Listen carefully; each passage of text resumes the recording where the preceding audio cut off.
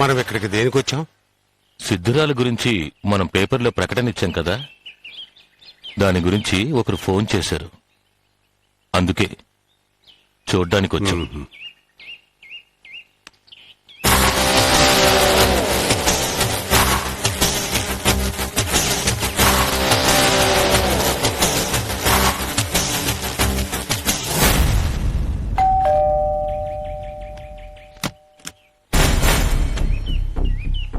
నమస్కారం అండి. నమస్తే. నేను రామానుజంని. ఓ, ఆ మూగపిచ్చి దాని గురించి పేపర్లో ప్రకటించింది మీరేనా? అవునండి. ఆ, రండి రండి, లోపలికి రండి.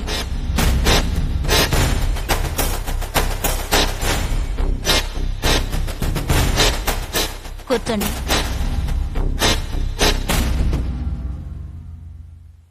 ఇన్ని రోజులుగా ఆమె గురించి డైలీ పేపర్లో ప్రకటన ఇస్తూనే ఉన్నాం.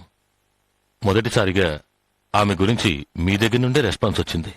అందుకే మీరు ఫోన్ చేయగానే ఏ మాట వినకుండా పరిగెత్తుకుంటూ వచ్చాను. ఆ వివరాలు చెప్పండి.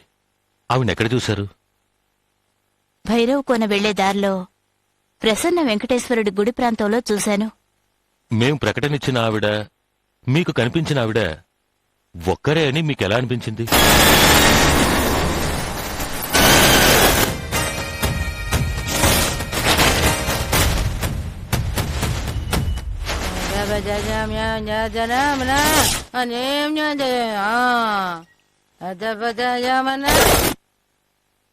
ఆవిడ చూడ్డానికి పిచ్చిదానిలా ఉన్నా ఆవిడ ముఖంలో ఒక తేజస్సుంది. ఆవిడ మొగదానిలా అనిపించినా ఆవిడ మాటల్లో గూఢార్థం ఉంది. ఈ విషయం గురించి మా భార్యాభర్తలం కూడా మాట్లాడుకున్నాం. అందుకే ఈ ప్రకటన చూడగానే ఆవిడ గుర్తుకొచ్చి మీకు ఫోన్ చేశాను. మీరు మాకింకో సహాయం చేయగలరా? చెప్పండి. ఇప్పటి వరకు ఆవిడ గురించి వినడమే తప్ప చూసింది లేదు. మీరొక్కసారి మాతో వచ్చి ఆవిడ్ని చూపించగలరా? అది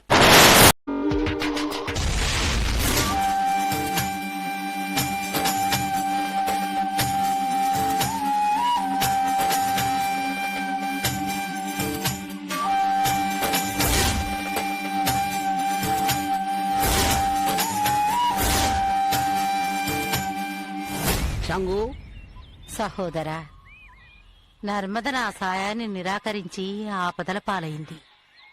భైరవి ద్వారా నర్మదని కాపాడినందుకు మీకు నా కృతజ్ఞతలు. తను మనతో సహకరించినా సహకరించకపోయినా నర్మదను కాపాడుకోవడం మన కర్తవ్యం. తండ్రి, మాంత్రికుని శిష్యుడు నర్మదని యక్షునికి బలి ఇచ్చి మన శక్తిని నిర్వీర్యం చేసి పూర్ణిమ ఆత్మని అపహరించాలి అనే పన్నాగంలో ఉన్నాడు.